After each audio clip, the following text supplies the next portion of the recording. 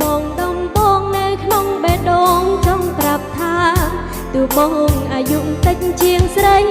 តែចង់ប្រាប់ថ្លៃឲ្យបងដឹងថាអូនលំស្នេហាទោះបីជីវ៉ានៅក្មេងជាងអូនបងថាអូនចាស់ក៏បងស្នេហាចាំងហើយស្មងចឹងទៅរកឯណាស្រឡាញ់ក្មេងៗមិនស្ទាវជីវ៉ា